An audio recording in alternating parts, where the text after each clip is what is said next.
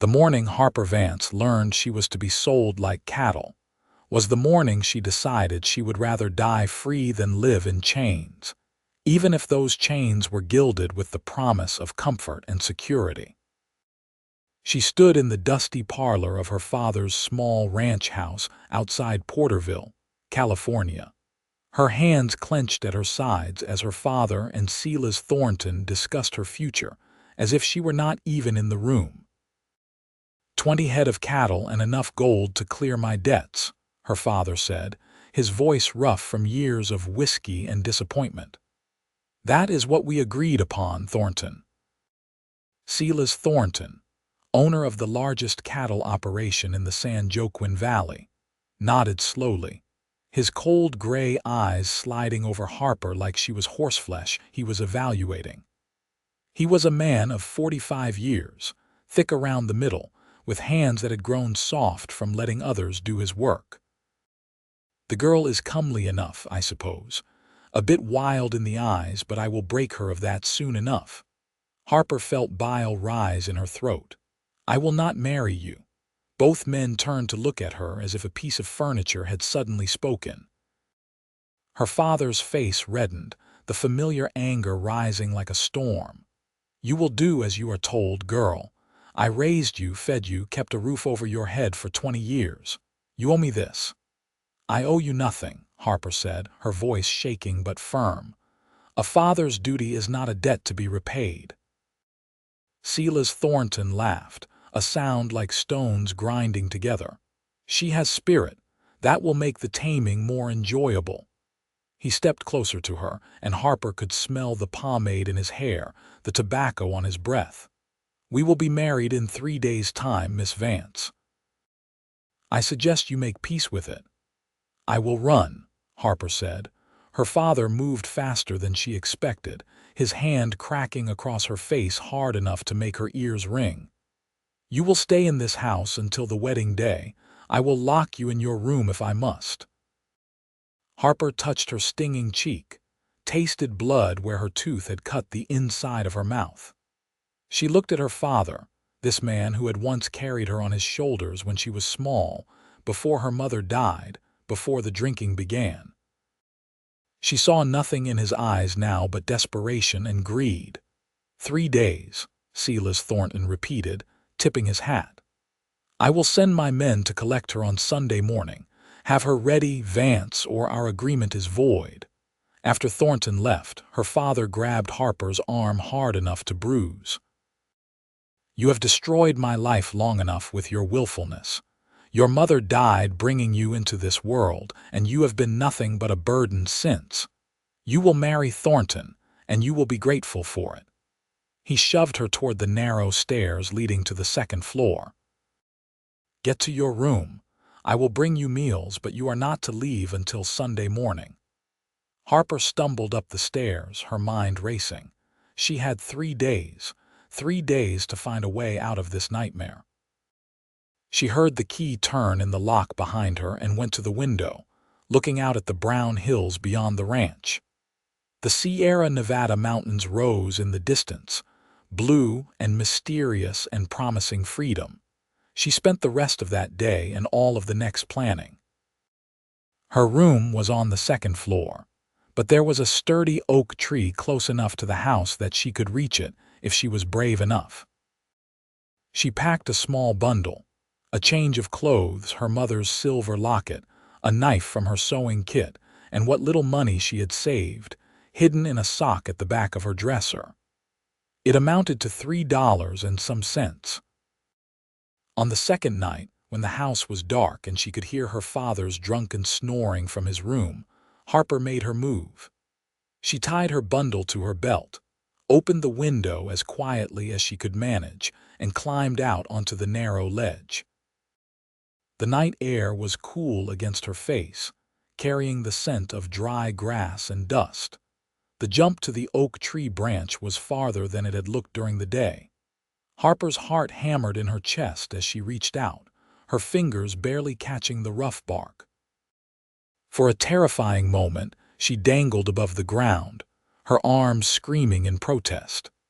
Then she managed to swing her leg up and over the branch, clinging to it like a lifeline.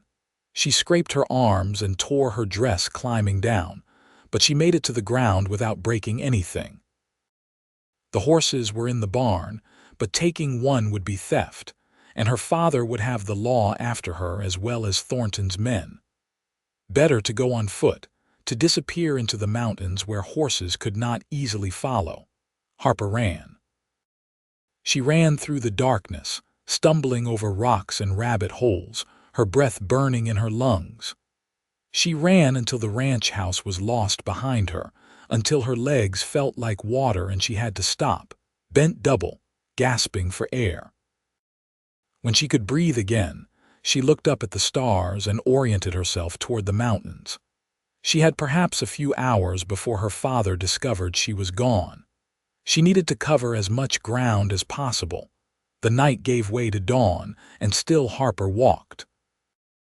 Her feet blistered in her worn boots, her throat was parched, and every muscle in her body ached, but she pushed forward.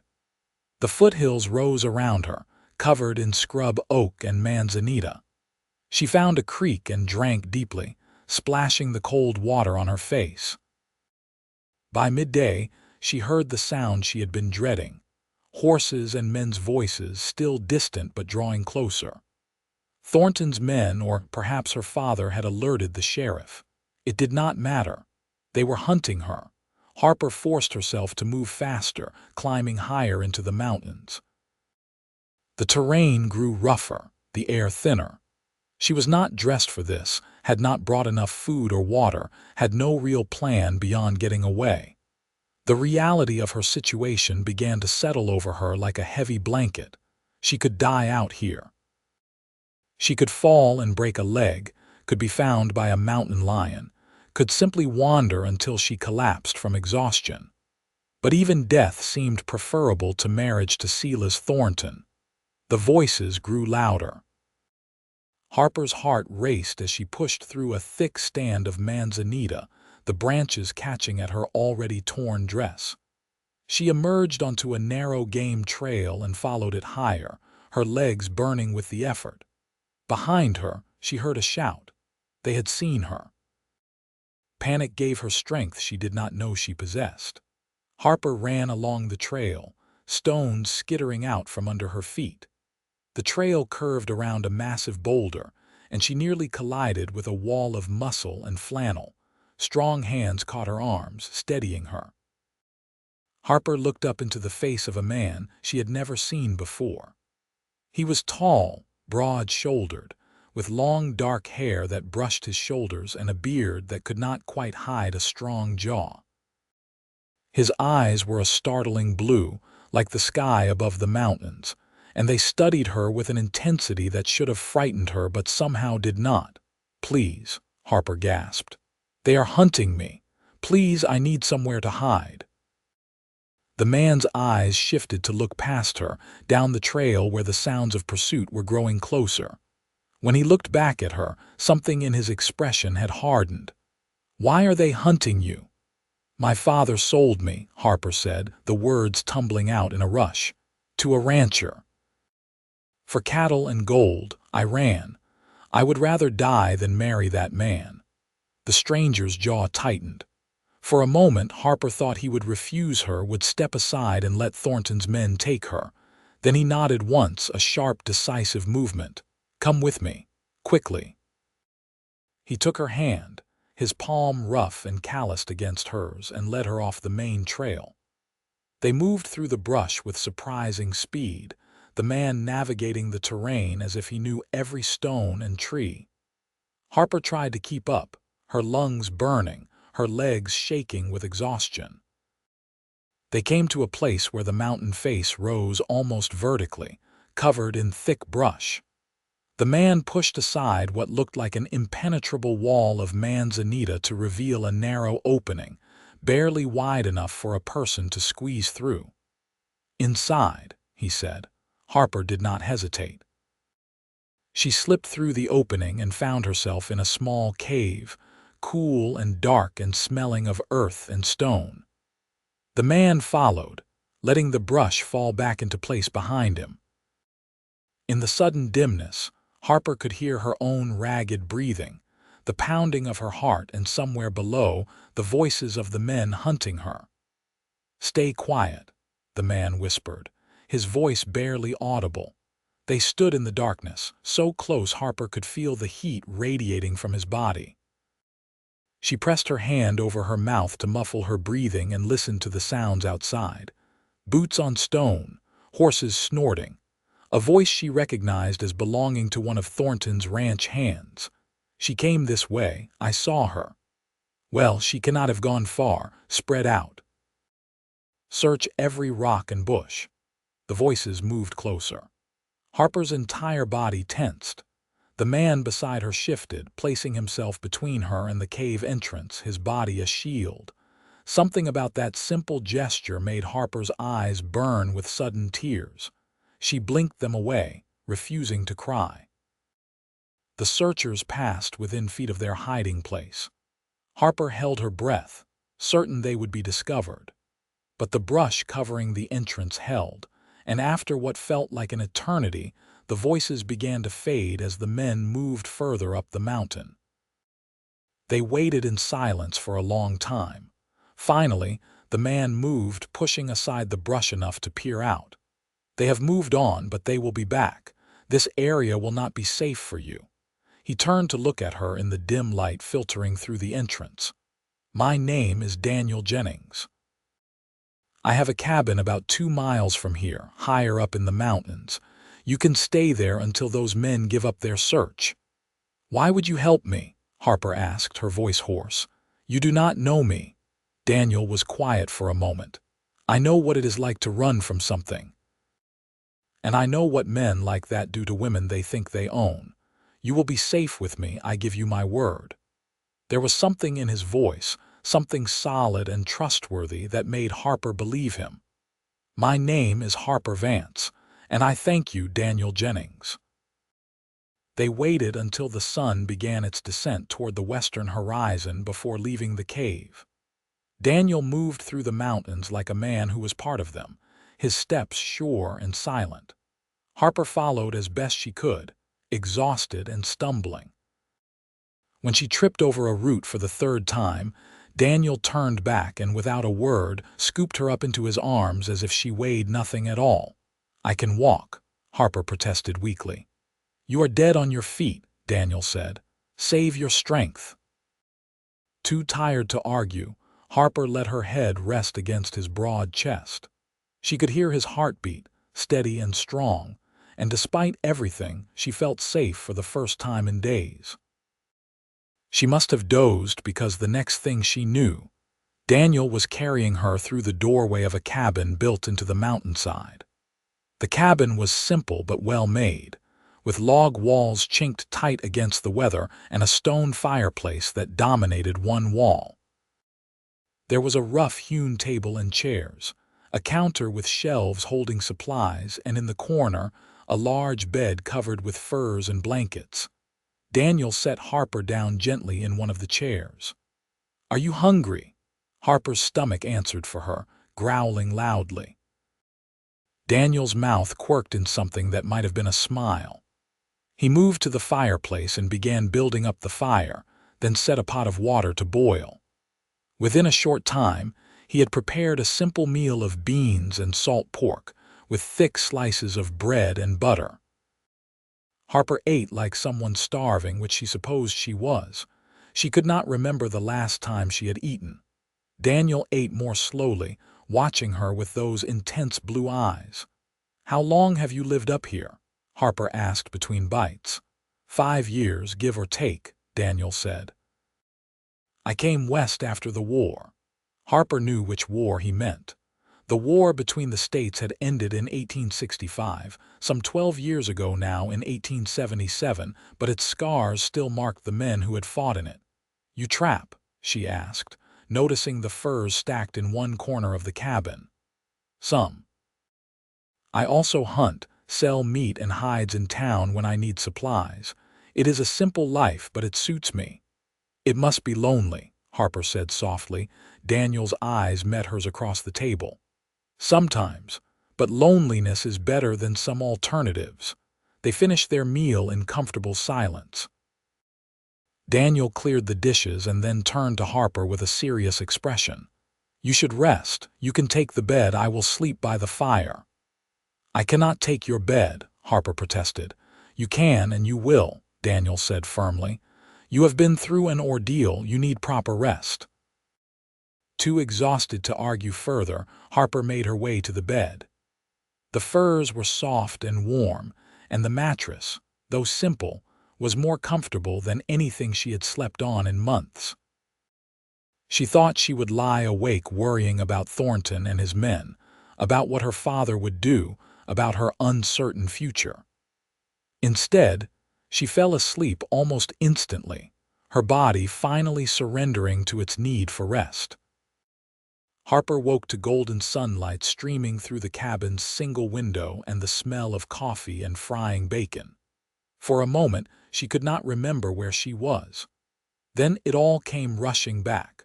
Her flight from her father's ranch, the men chasing her, Daniel finding her on the mountain trail. She sat up and saw Daniel at the stove, his back to her. In the morning light, she could see him more clearly. He was younger than she had first thought, perhaps 26 or 27 years old. His shoulders were impossibly broad beneath his flannel shirt, his arms thick with muscle.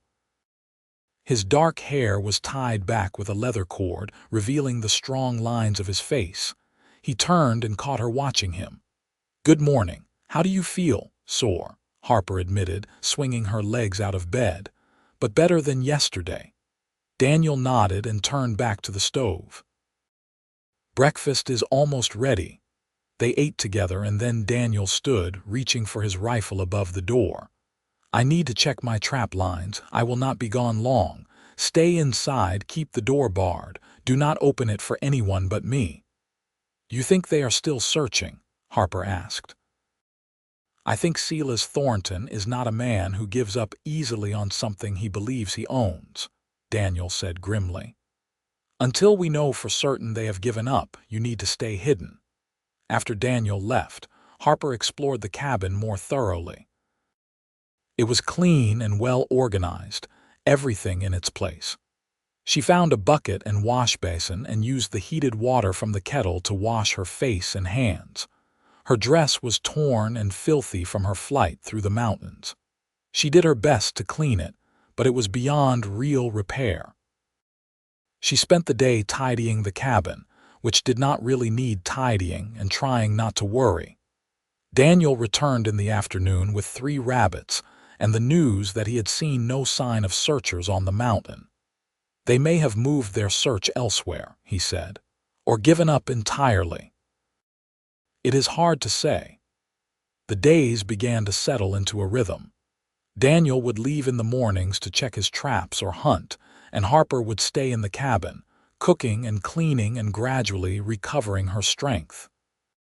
In the evenings, they would sit by the fire and talk, their conversations growing longer and more comfortable each night.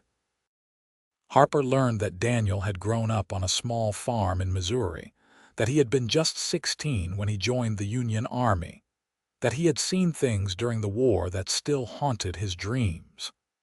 After it ended, he had come west looking for peace and solitude, wanting only to be left alone. "Do you have any family?" Harper asked one evening. Daniel shook his head. "My parents died of fever when I was 14. I had a brother older than me. He was killed at Shiloh." His voice was flat, factual, but Harper could hear the pain beneath it. "I am sorry," she said softly. "It was a long time ago." Daniel looked at her. "What about you? Besides your father, do you have family?" "My mother died when I was born," Harper said. "I never knew her. My father used to talk about her sometimes when I was young, before the drinking got bad. She sounded like a good woman. Kind and strong. I wish I could have known her." "You ran away in her honor," Daniel said. "Choosing freedom over security, that took strength." Harper felt her cheeks warm at the compliment. "I was terrified. I still am, truthfully. I do not know what I am going to do. I cannot go back to Porterville. My father will only try to marry me off again, and Thornton will not have forgotten. You can stay here as long as you need, Daniel said. I meant what I said. You are safe here. I cannot stay here forever, Harper said. It would not be proper for one thing. A woman living alone with a man in a cabin in the mountains. Daniel's expression hardened slightly. I have not touched you. I would not. I know that, Harper said quickly. I trust you, Daniel. You have shown me nothing but kindness, but people talk, and I do not want to damage your reputation. I have no reputation to damage, Daniel said. I am a hermit living on a mountain. What people in town think of me matters little. Despite the complications, Harper found herself growing more comfortable in the mountain cabin. She began to genuinely enjoy Daniel's company, to look forward to their evening conversations. She liked the way his eyes crinkled at the corners when something amused him, the way he moved with such easy strength, the gentleness in his hands despite their obvious power. She began to notice other things too. The way he always made sure she ate first, taking the larger portion for herself.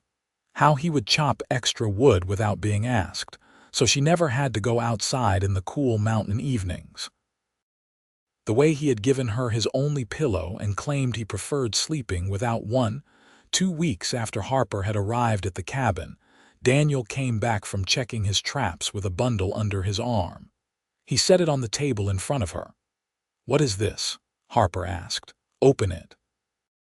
Harper unwrapped the bundle and found a dress, simple but well made in a dark blue fabric. There was also a new pair of boots, leather gloves, and a warm woolen shawl. Daniel, I cannot accept these, Harper said, even as her fingers traced the soft fabric of the dress. This must have cost a great deal. Your dress is falling apart, Daniel said practically. Winter comes early in the mountains. You need proper clothing. Did you go into town? Harper asked, worry creeping into her voice. Daniel nodded. I was careful. I did not mention you. As far as anyone knows, I am still the crazy hermit living alone on the mountain. What if someone followed you back? No one followed me. I made certain of it.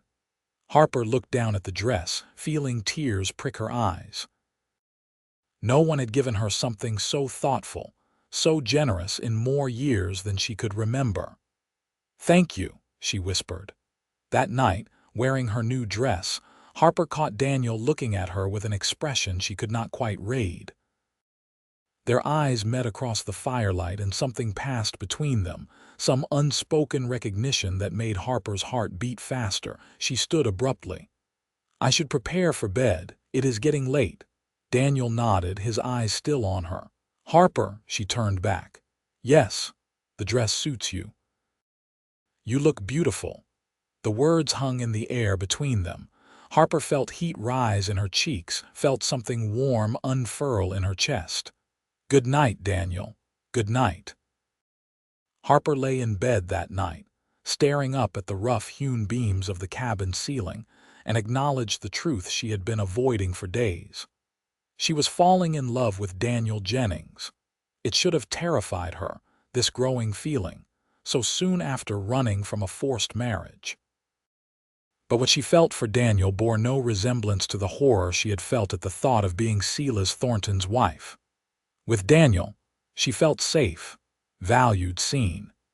He asked her opinions, listened when she spoke, treated her as an equal partner in the small world of the mountain cabin. The weather began to change as October arrived.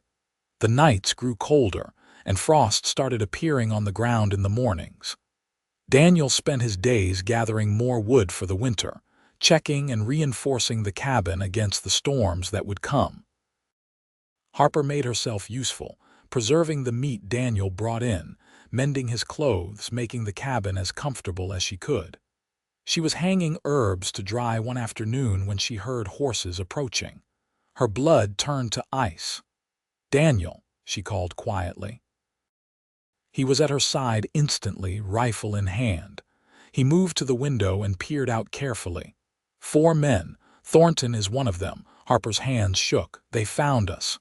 Get in the back corner. Stay down. Daniel positioned himself by the door, his rifle ready. The horses came to a stop outside and a voice called out. Jennings, we know you are in there. Send out the girl. This does not concern you. Daniel did not answer. Harper could see the tension in his shoulders, the way his finger rested near the rifle's trigger. We will pay you for your trouble, Silas Thornton's voice rang out. $200 if you hand her over peacefully. The girl is my betrothed. Her father and I have an agreement. An agreement she did not consent to, Daniel called back. She is not property to be traded. She is a woman, Thornton said, his voice hardening. She does not need to consent. Her father made the decision, as is his right. Now send her out or we will come in and get her. You are welcome to try, Daniel said calmly, but know that I will defend this cabin and everyone in it. I am a fair shot, Thornton. You would do well to remember that. There was a long silence. Then Thornton spoke again, his voice cold with fury. You are making a mistake, Jennings. The law is on my side. I will come back with the sheriff and then you will hang for kidnapping and theft. Harper Vance came to me of her own free will, seeking sanctuary from a forced marriage, Daniel said. I have no doubt a judge would see it the same way. Now get off my property before I decide you are trespassing and act accordingly. Harper heard muttered conversation outside, voices arguing. Then the sound of horses moving away. She remained frozen in the corner, afraid to move, afraid to believe they were really gone. Daniel stayed at the window for a long time, watching to make sure they had truly left. Finally, he set his rifle aside and turned to Harper. They are gone. For now. Harper stood on shaking legs. He will come back, with the sheriff or more men. Daniel, I have brought trouble to your door. I should leave. Where would you go? Daniel asked. He crossed the cabin to her in 3 long strides, his hands gripping her shoulders gently. Listen to me. Thornton is bluffing about the law. You are not his betrothed. You never agreed to marry him. He has no legal claim on you. My father's agreement means nothing without your consent. You are 20 years old, Harper, not a child. Your father cannot force you into marriage against your will, no matter what debts he owes. Harper looked up into Daniel's eyes and saw absolute certainty there. But Thornton has money. He has influence. And I have something he does not, Daniel said. I have you, and I will not give you up without a fight. The words seemed to surprise him as much as they did Harper. His hands dropped from her shoulders, and he stepped back, a flush rising in his cheeks above his beard. I mean, I will not let him take you, Daniel said, stumbling over his words in a way Harper had never heard before. You are under my protection. Harper felt her heart swell. She crossed the distance between them and placed her hand on his chest, feeling the rapid beating of his heart beneath her palm. Daniel. He looked down at her, his blue eyes dark with emotion. Harper, I should not. This is not. You have just escaped one man trying to claim you.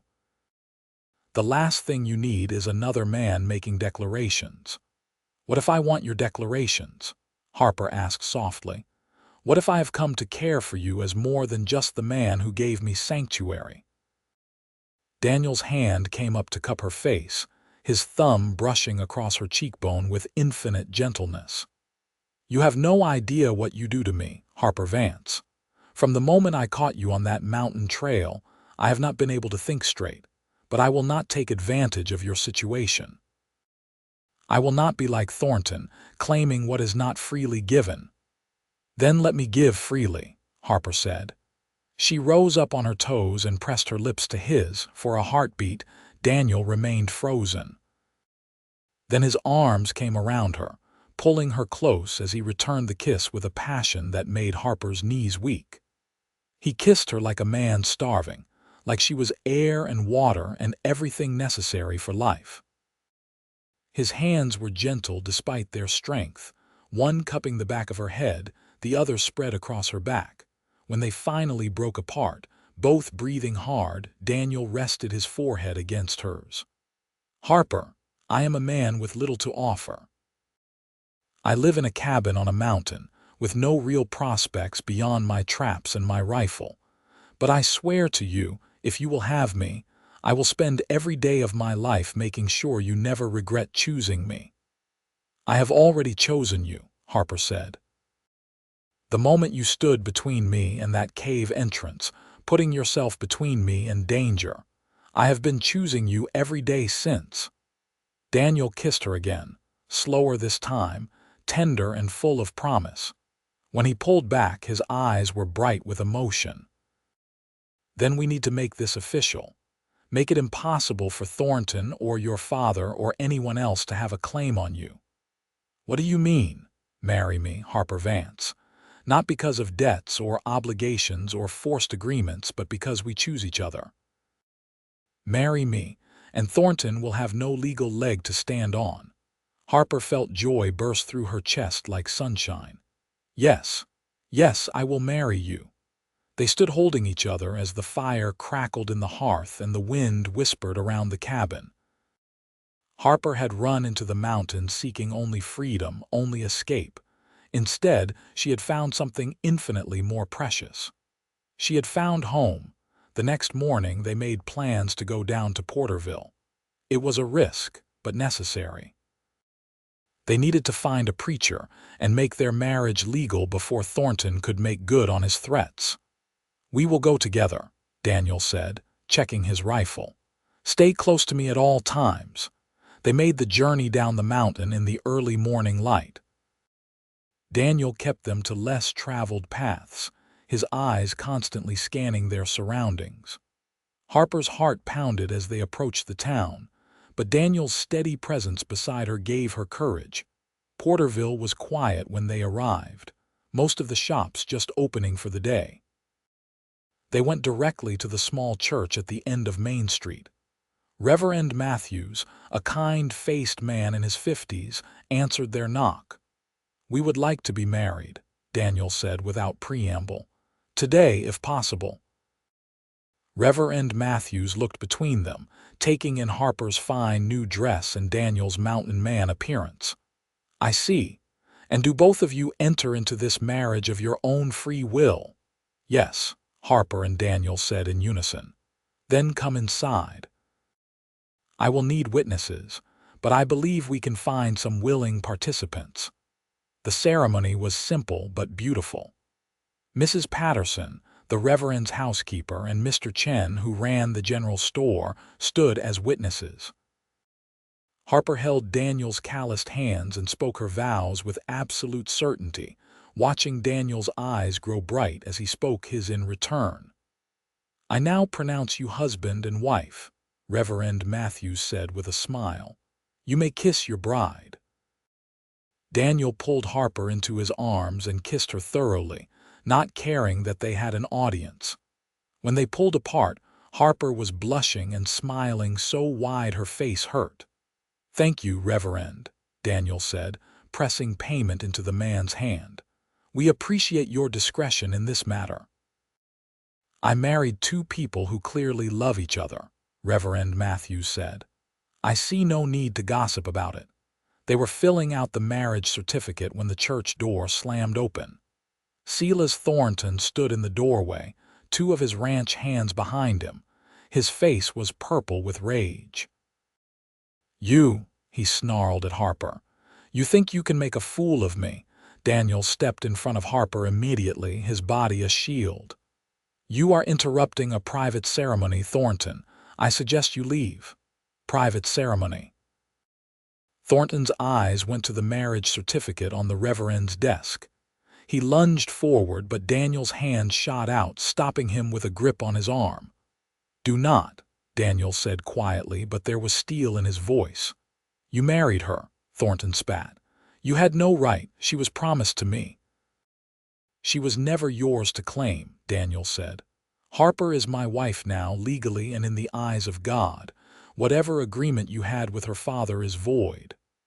"I will sue you for everything you have," Thornton threatened. I have a cabin and some traps, Daniel said. You are welcome to try. I will have you arrested for kidnapping. You will not, Reverend Matthews interjected calmly. I have just witnessed Mrs. Jennings freely and happily marry Mr. Jennings. She is clearly here of her own will. If you continue to harass this young couple, I will be forced to involve Sheriff Morrison, and I suspect he will be more interested in your attempts to force a woman into marriage than anything else. Thornton looked around at the faces watching him, all reflecting various degrees of disapproval. His hands clenched into fists at his sides. This is not over, Jennings. Yes, it is, Daniel said. Stay away from my wife, Thornton. I will not warn you again.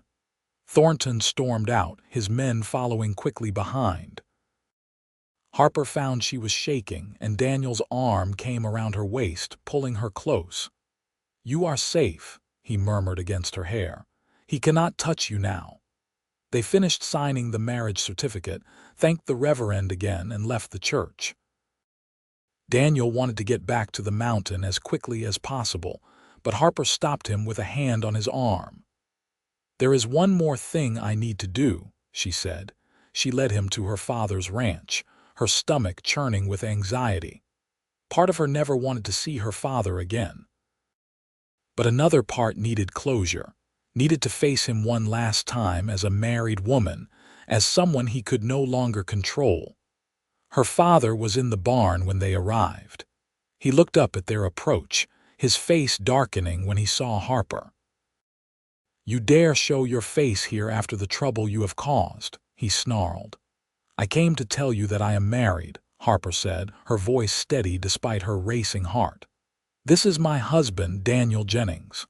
Her father's mouth fell open, then his face twisted with rage. Married. You had no right. I had an agreement with Thornton. You had an agreement, Harper said. I did not. I am 20 years old, father, old enough to make my own choices. I chose Daniel and I chose freedom. I raised you, her father said, his voice rising. I fed you and clothed you and kept you safe. You owed me obedience. You hit me, Harper said quietly. You locked me in my room. You tried to sell me to a man I despised. Whatever debt I owed you was paid long ago. She reached into her pocket and pulled out the $3 she still had, setting it on the fence post. This is all I have, but you are welcome to it. I want nothing from you, and I owe you nothing. Goodbye, father. She turned and walked away, her head high. Behind her, she heard her father shouting, cursing, but she did not look back.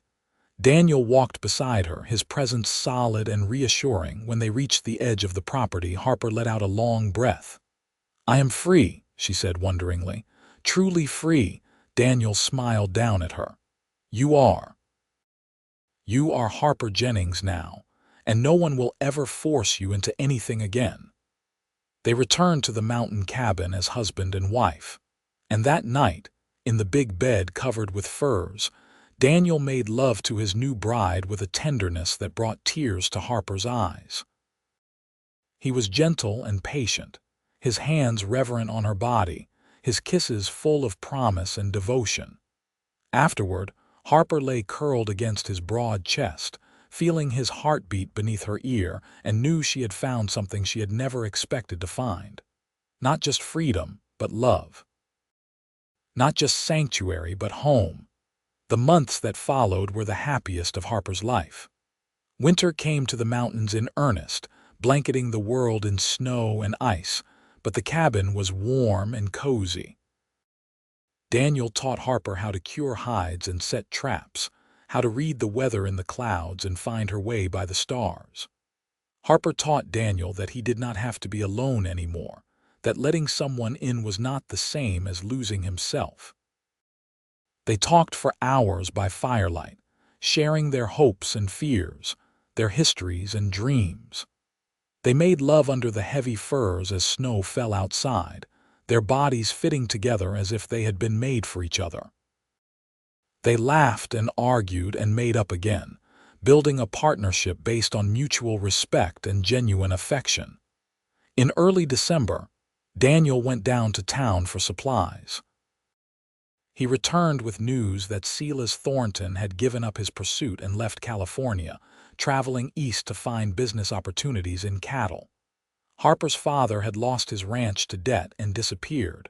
No one knew where. "You are truly free of them," Daniel told her. "Both of them are gone." Harper felt a weight lift from her shoulders that she had not even realized she was carrying. "Then I can stop looking over my shoulder.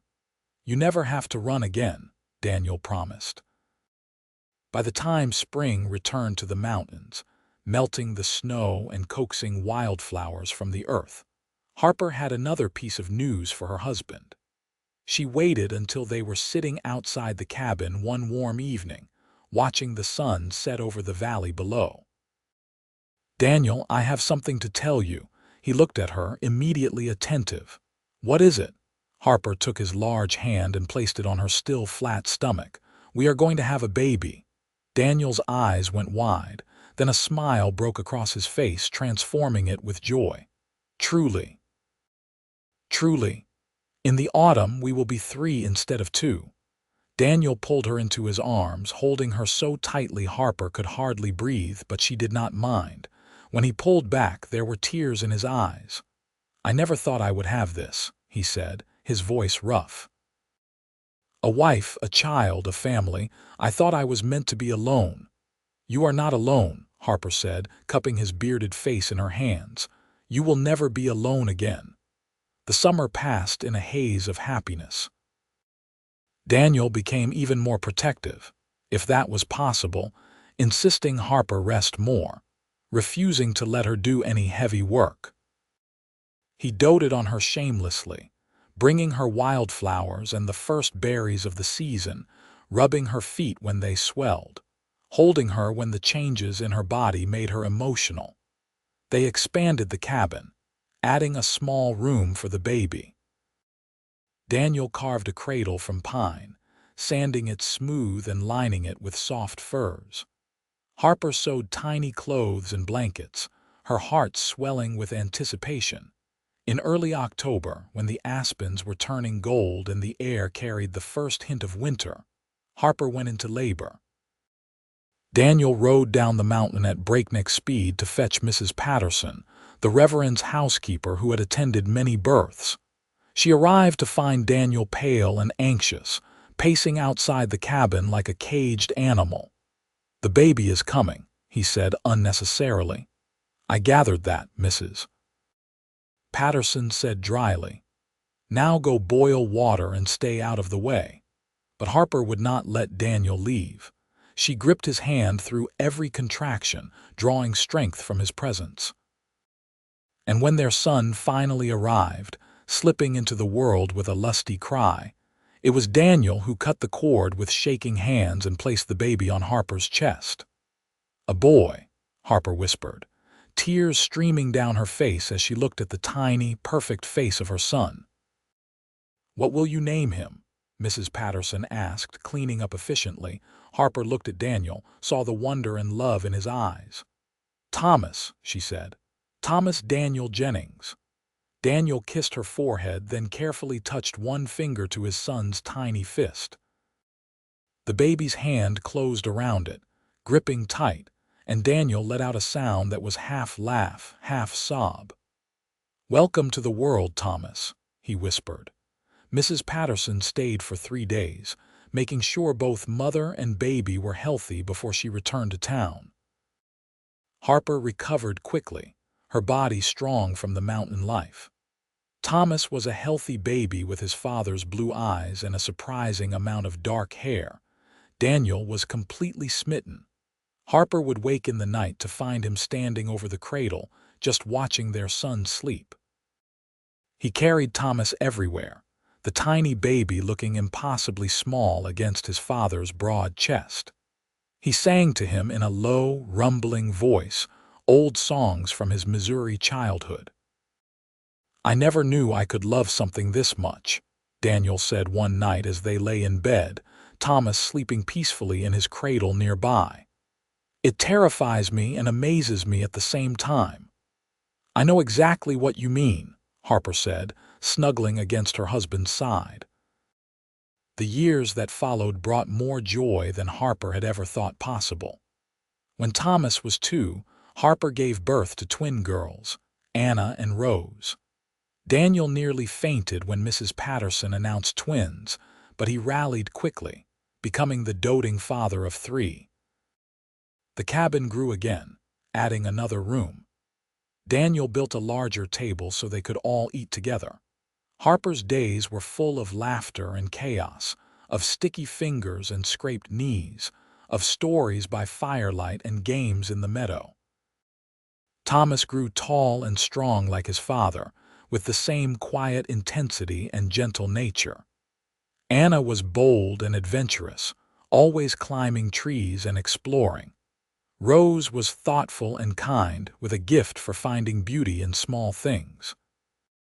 On their 5th wedding anniversary, Daniel took Harper's hand and led her outside to watch the sunset, something they still did as often as possible. The children were inside, Thomas reading to his sisters, their voices a happy murmur through the open window. "You ever regret it?" Daniel asked. "Running into the mountains, marrying a hermit instead of living a comfortable life in town." Harper looked at her husband, this strong, gentle man who had given her sanctuary and freedom and love beyond measure.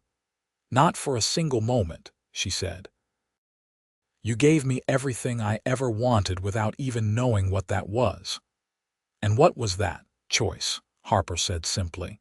"The choice to live my own life, love who I wanted, be who I was meant to be. You gave me that gift, Daniel. And in return, you gave me a life more beautiful than I ever dreamed possible." Daniel pulled her into his arms, kissing her with the same passion he had shown on their wedding day. "I love you, Harper Jennings. More today than yesterday, more tomorrow than today." "I love you too," Harper said. "My mountain man, my protector, my home." They stood together watching the sun paint the sky in shades of gold and pink, surrounded by the mountains that had given Harper sanctuary and brought her to Daniel. Behind them, their children's laughter floated on the evening air, the sound of joy and safety and unconditional love. Harper had run into these mountains seeking freedom from a forced marriage. She had found so much more. She had found a man who valued her choices, who saw her as an equal partner, who loved her not for what she could give him but for who she was. She had found a home not in walls and roof beams, but in Daniel's arms, in their children's smiles, in the life they had built together. As the stars began to appear in the darkening sky, Harper leaned her head against Daniel's shoulder and smiled. She had been sold like cattle, had run for her life, had climbed mountains she did not think she could climb. And through it all, she had found her way to exactly where she was meant to be. In the years that came after, the Jennings family thrived. Daniel eventually built a larger house, still on the mountain but more suited to a growing family. Thomas grew into a fine young man who chose to stay near his parents, building his own cabin nearby. Anna married a kind rancher from the valley, and Rose became a teacher in Porterville, beloved by all her students. Harper and Daniel grew old together in their mountain home, their hair turning gray, their faces lining with years of laughter and love. They watched their children have children, and those children have children in turn.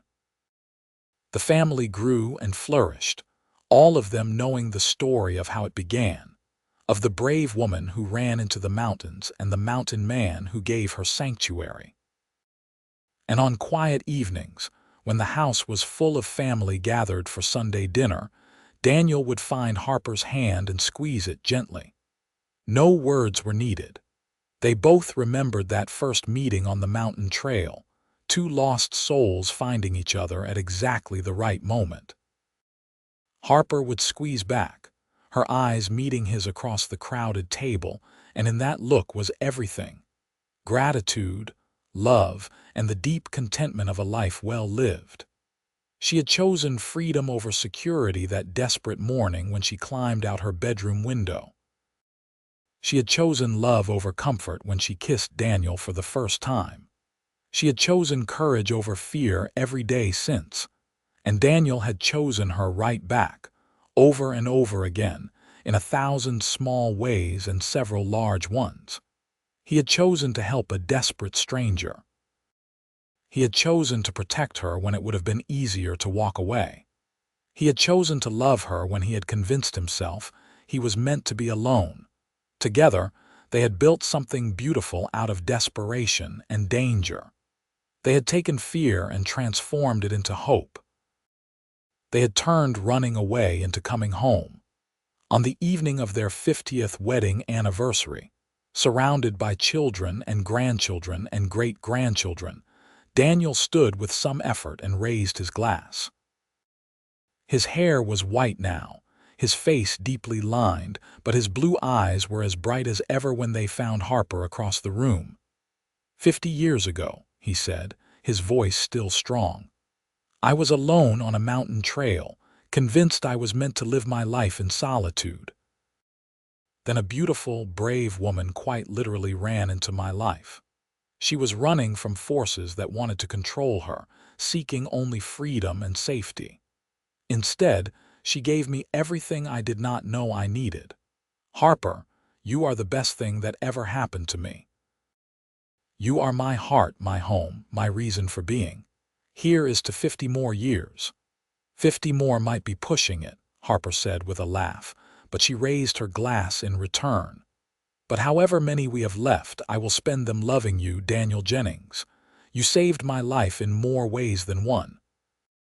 You taught me that real love is not about possession or control. It is about freedom and choice and partnership. You are my mountain man, my sanctuary, my everything. The family cheered and laughed, and the celebration continued late into the night.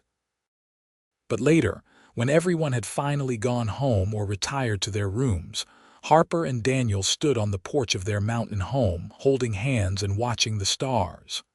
No regrets, Daniel asked softly. Not a single one, Harper answered. You. Only that I did not find you sooner. They stood in comfortable silence, two people who had learned each other so completely that words were often unnecessary.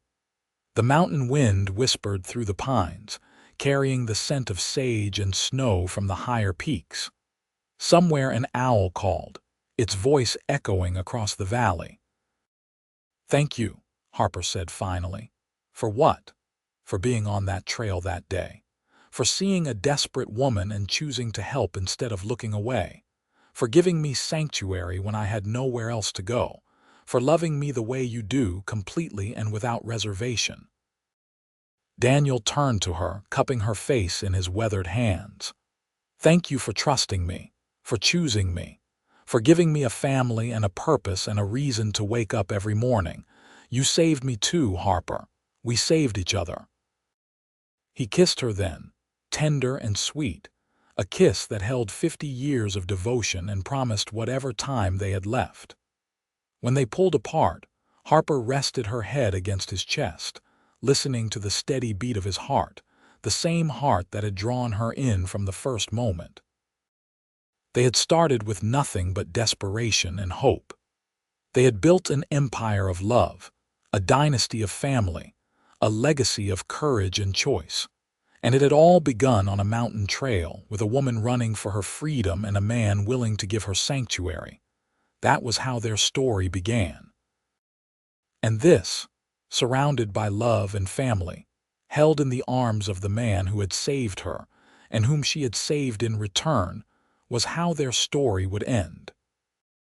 Not with an ending at all, really, but with a continuation. A legacy that would live on in their children and grandchildren and great-grandchildren, all of them carrying forward the lesson that love is a choice, and it is always worth choosing. Harper and Daniel Jennings lived several more good years together on their mountain, rarely apart, never regretting the path that had brought them together. When Daniel finally passed, peacefully in his sleep at the age of 83, Harper held his hand and whispered thank you one last time. She followed him just 6 months later, unable and unwilling to live long without her other half. They were buried side by side on the mountain they loved, under the aspens and pines, with a view of the valley spreading out below. Their headstone was simple: Daniel and Harper Jennings. Beloved parents, grandparents, and great-grandparents. Two souls who found each other and never let go. And if you visit that mountain today, you might see their great-great-grandchildren playing in the meadows, building lives and loves of their own, all of them knowing the story of the woman who ran for freedom and the mountain man who gave her sanctuary, and how that moment of courage and compassion had echoed down through generations, a legacy of love that would never fade.